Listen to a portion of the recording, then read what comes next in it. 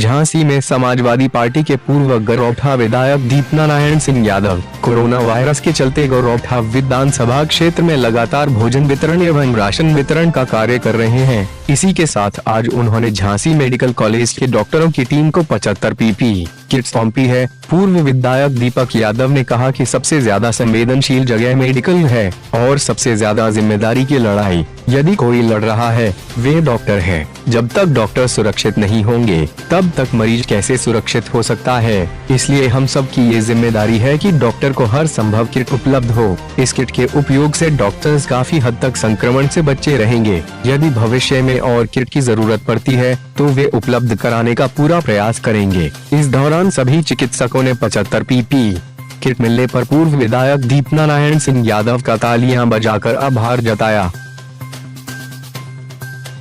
देखिए, आज अगर सबसे ज़्यादा संवेदनशील जगह है तो वो है हॉस्पिटल। उसके बाद सबसे बड़ी जिम्मेदारी की जो लड़ाई है वो है डॉक्टर्स के हाथ में। जब तक डॉक्टर सुरक्षित नहीं होंगे तो मरीज सुरक्षित नहीं रह सकते। और इन जो डॉक्टर्स हैं उनके भरोसे करोड़ों लोगों की ज़िंदगी जुड़ी हुई है, लाखों में नहीं, करोड़ों में। क्यों? क्योंकि यहाँ उत्तर प्रदेश का भाग भी जुड़ा है इस मेडिकल कॉलेज से और मध्य प्रदेश का बहुत सारा हिस्सा भी जुड़ा हुआ है। तो बहुत सारे लोगों के पास अपनी जान बचाने का कोई साधन है तो सिर्फ झांसी मेडिकल कॉलेज है।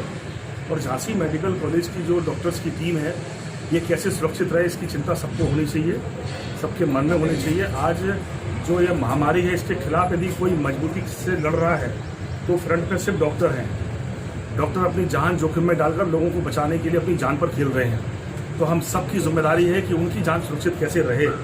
सरकार अपनी तरफ से इंतजाम कर रही है, लेकिन हर नागरिक की जिम्मेदारी है कि उस जिम्मेदारी में शामिल हों, सहयोगी बने। हम लोगों ने भी पीपीई किट के इंतजाम करके देने की कोशिश की है।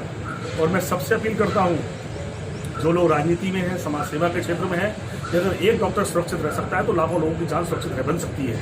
इसलिए सबसे ज़्यादा चिंता डॉक्टर्स की करने की ज़रूरत है आज। दूसरी मेरी अपील लोगों से फिर है कि इस महामारी का जो भयावह रूप है उसके लिए इलाज कम है, बल्कि प्रिकॉशन की आवश्यकता है। लेकिन साथ साथ दूसरी स्टेज पर खड़े हो गए। आज हम 100 दिन निकल गए इस बीमारी को।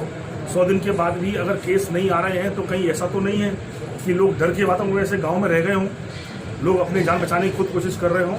मैं मीडिया के लोगों से भी अपील करूँगा कि ये जो वातावरण बना हुआ है कि लोगों को क्वारंटाइन सेंटर में भेज देंगे, वहाँ पर कोई सुनने वाला नहीं है, वहाँ जान जा सकती है, वहाँ बीमारी बढ़ सकती है, ये भावनाएं मन से निकालनी पड़ेगी लोगों को। तब मैंने लोगों से अपील की थी कुछ दिन पहले कि आपको इस बात में शामिल होना पड़ेगा कि आपके गांव में कोई बीमार तो नहीं है। उस बीमार की जान बचाओ, उसकी जान बचने से उसके परिवार की जान बच सकती है और बहुत सारे गांव के लोगों की जान भी बचाई जा सकती है। इसलिए सबसे पहले ढूंढो, एक अभियान चलाओ कि कोई बीमार जिसमें कुछ लक्षण ऐसे दिख रहे हों उसको हमें मेडिकल तक पहुँचाना है और फिर मेडिकल इलाज से उसकी जान बचा सकते हैं हम। हमारी सबकी कोशिश है। इस समय सबकी परीक्षा है। एक डॉक्टर अपनी परीक्षा दे रहे हैं तो नागरिक होने के नाते हम सबका भी कर्तव्य जुड़ा हुआ है कि हमें इस लड़ाई में अपना योगदान शामिल करना है। कोई भूख से ना मर जाए उसके लिए कैसे इंतजाम करें हम, कोई दवाई के अभाव में ना मर जाए कैसे दवाई पहुंचाएं हम, कैसे उसको हम अस्पताल तक पहुंचाएं। सरकार अपनी जिम्मेदारी जो भी सरकार के पास है वो एक संवैधानिक जिम्मेदारी है। सरकार के पास जिम्मेदारी किसी दूसरे ने नहीं बल्कि लोगों ने दी है। तो सरकार अपनी जिम्मेदारी निभा रही है।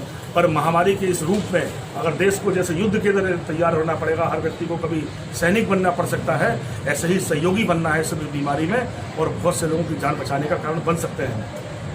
तो सर पीपीई किट जो है वो कितने आज दी हमने? हम लोगों ने आज 75 दी है और ये आश्वस्त किया है यहाँ के डॉक्टर्स को, यहाँ के प्रशासनिक व्यवस्था देखने वाले लोगों को कि कोई भी ज़रूरत है हम लोग हमेशा तैयार बैठे। जो भी जरूरत पड़ेगी, जहाँ से मंगानी पड़ेगी, अगर बाजार में मिलेगी तो हम लोग जरूर उसको डोनेट आपको करेंगे।